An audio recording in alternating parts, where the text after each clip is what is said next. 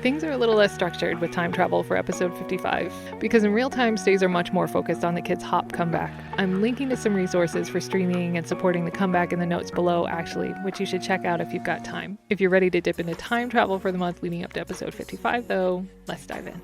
I know that there's some points in time it feels like we really can't let go of, that we keep coming back to over and over again, and there's a reason for that. There's these energetic touch points across the kids' careers, and October 2019 is obviously a really big one. So as we move forward, we keep pausing to put that huge shift from 9 to 8 into perspective as time moves on, because it's really important to keep in mind how massive of a shift that was for the kids and how much work went into making that transition, how long it took to pass through and out of that phase. It's really clear that there were some benchmarks the kids wanted to hit in order to feel like they had moved on. They didn't have to re-record their discography, and especially not at this point in time, which was already super intense for all of them. I think that speaks volumes, actually, that the priority for their next release after Levanter was to start the process of redefining who and what Stray Kids were, to literally reintroduce their sound to the world. So we're standing in March 2020, looking back to October 2019, realizing while everything else has been going down, the kids have recorded and re-recorded 27 songs in that time for their SKZ 2020 album. And that was all just work going on behind the scenes as they promoted Levanter and launched their world tour,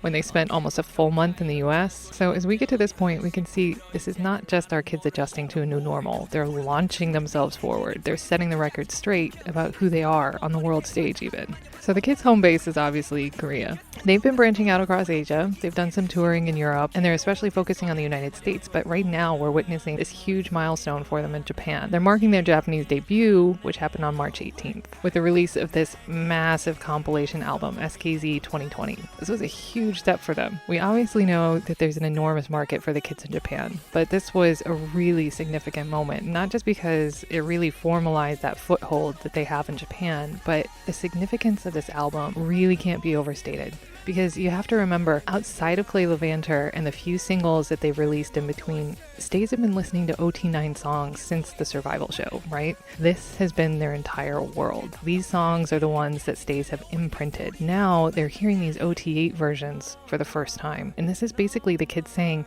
that's not who we are anymore. This is Stray Kids. This is who we are. They've been making this transition for months, right? They've been reworking and even performing a lot of these songs, but even though this was a Japanese release, this album was their way of presenting that understanding to stay worldwide. They're saying, let's take a step forward together here. So even though they left some things behind, just like we hear in Levanter, this was the beginning of a journey that has actually been incredibly successful for them. However, there's always a however.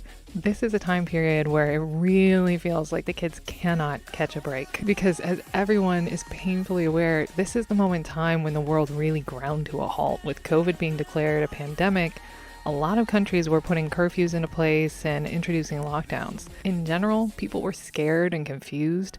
Their lives had been turned upside down, and that was true for the kids too. They had just kicked off their first concert tour, which they had worked so hard to prepare for. They are really confident it was going to help launch them into the next phase of their careers, but here they were canceling the European leg of the tour.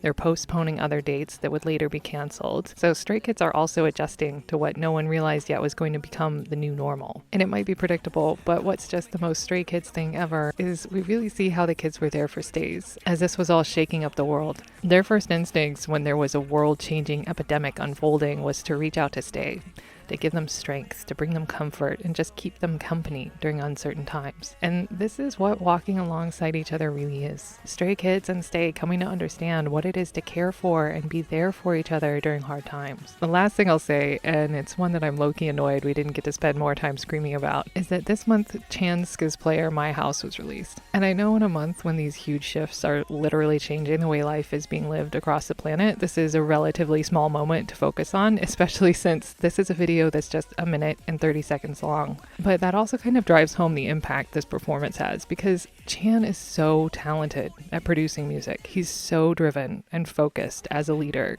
His vocals are transcendent. Having a moment for him to highlight his dance skills on a solo stage is beyond rare for us. And this performance doesn't just showcase his dancing, but the energy he brings to this performance is something that a lot of stays really resonate with. Chan has this ability to reach through a camera lens and form a sense of genuine connection through a screen. We see this all the time. He does this in Shan's room, obviously, but we also see it in things like his live performance of Railway as well. My House isn't a live performance. It's not grainy concert footage. He's really bringing Stay into this performance space with him here. All to say, this Skiz player is something rare and precious, much like the man himself. I'll leave it at that for this week. I hope you're enjoying Hop, that you're able to support the kids in this comeback however you're able. If focusing more on real-time support is something you're interested in, join Stays on Twitter if you aren't there already.